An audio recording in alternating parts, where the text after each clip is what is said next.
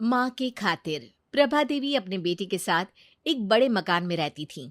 अपने 2 जवान बेटों और पति को खो चुकी प्रभा के पास अब सिर्फ छोटे बेटे गोपाल का ही सहारा था। गोपाल ऑफिस से आते ही माँ के पास बैठ जाता। माँ, दिन में क्या खाया?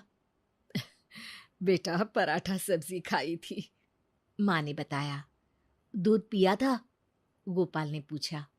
अब भूल गई थी बेटा। माँ, ये बहुत गलत बात है। तुम्हारी सेहत गिर रही है और तुम दूध भी नहीं पीती हो, गोपाल नाराजगी व्यक्त करता।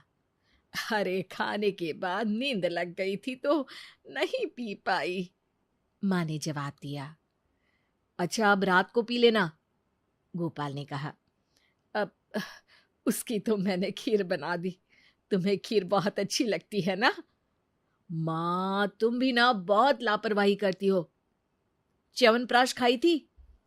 अरे, कल च्यवनप्राश खत्म हो गया था ना, इसलिए नहीं खा पाई बेटा। और तुमने कहा भी नहीं। अब कल लेते आना बेटा। ठीक है, कल लेता आऊंगा। ऐसे रोज गोपाल आता, माँ के पास बैठता और फिर खाना खाकर सो जाता। सवेरे ऑफिस चला जाता। घर का सारा काम नौकरानी करती थी। एक दिन माँ प्रभा देवी ने कहा, बेटा, अब मेरे लिए बहू ला देना। अरे, अभी क्या जल्दी है माँ? बेटा, पोते का मुंह देखने का बहुत मन करता है, प्रभा देवी गंभीर होकर कहती। ठीक है माँ, कर लूंगा, थोड़े दिन और रुक जा।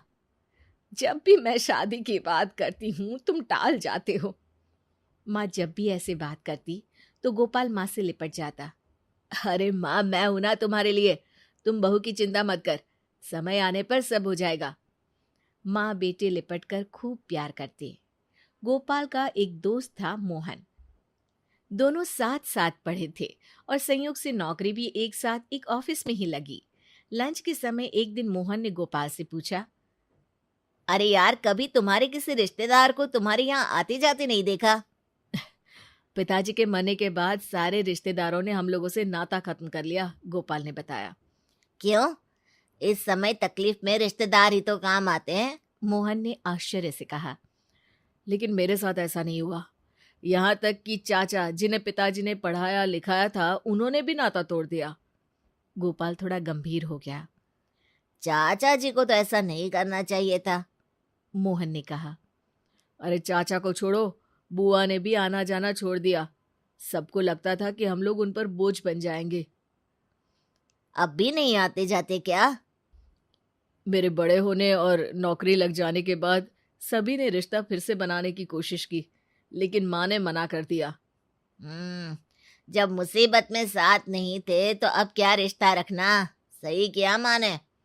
कुछ दिन बाद गोपाल ने मोहन से कहा, यार मोहन, तुम अकेले रहते हो एक कमरे में, हमारे यहाँ क्यों नहीं आ जाते, दोनों साथ रहेंगे।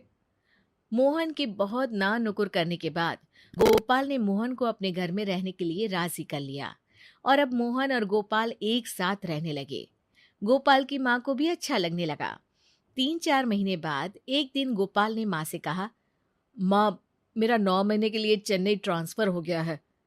अरे बेटा, तुम्हारे बिना मैं कैसे रह पाऊंगी। माँ, मोहन है और नौकरानी भी तो है, तुम्हें कोई तकलीफ नहीं होगी, फिर 10 महीने की ही तो बात है।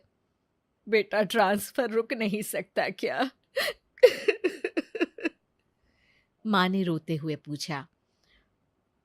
नहीं माँ जी, वहां गोपाल के अलावा कोई नहीं जा सकता, क्योंकि वो काम सिर्फ गोपाल ही कर सकता है, मोहन ने माँ को बताया। ये सुनकर माँ रोने लगी थी। फिर एक दिन गोपाल चेन्नई चला गया। मोहन माँ का बहुत ख्याल रखता। नौकरानी दोनों समय आकर खाना बना दिया करती थी और मोहन माँ की हर जरूरत का ध्यान रखता। 1 महीना हो गया, गोपाल की कोई खबर नहीं आई तो माँ ने कहा, मोहन बेटे, गोपाल से बात तो करा दे। जी माँ जी। मोहन ने माँ को फोन दे दिया। कैसे हो बेटा? मैं बिल्कुल ठीक हूँ माँ, तुम चिंता मत करो। हर महीने माँ गोपाल से बात करती और गोपाल हर बार यही कहता, अब बस माँ, 3 महीने और रुकना पड़ेगा, कुछ काम बाकी है ना। अरे जल्दी आना बेटा, तुझे देखे बहुत दिन हो गए। अरे चिंता मत कर माँ, मोहन है तो। हाँ, मोहन तो मेरा बहुत ध्यान रखता है। इसी बीच 4-5 दिनों के लिए मोहन भी चेन्नई गया था और लौट कर आया तो माँ को यही बताया था कि गोपाल बिल्कुल ठीक है, चिंता की कोई बात नहीं है।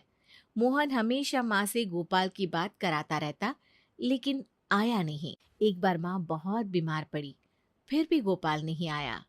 माँ की हालत खराब होती जा रही थी। आस पड़ोस के लोग तरह तरह की बातें करते। और ऐसा बेटा भी क्या जो माँ की बीमारी में भी नहीं आए? चेन्नई बहुत दूर है, आने में समय लगता है। फिर सरकारी नौकरी में छुट्टी इतनी जल्दी कहाँ मिलती है? कुछ दिन बीते, माँ की हालत बहुत खराब हो गई और फिर वो मर जाती है। हे भगवान, मोहन कैसा बेटा है गोपाल जो माँ की मौत में भी नहीं आया। फिर जो कहानी मोहन पड़ोसियों को बताता है, उससे सभी हैरान रह जाते हैं। गोपाल को एक लाइलाज बीमारी थी। डॉक्टर ने उसे बता दिया था कि वो कुछ दिनों का ही मेहमान है। लेकिन माँ अपने 2 बेटों को खो चुकी थी, पति भी नहीं थे। अगर गोपाल की ये खबर लगती तो वो जितना जीना था वो भी नहीं जी पाती। और गोपाल ये बिल्कुल नहीं चाहता था कि उसकी माँ उसकी भी मौत देखे और बेमौत मर जाए। हैं? फिर वो फोन पर कौन बात करता था? वो रिकॉर्डेड आवाज मुझे दे गया था, जो मैं माँ को सुना देता था।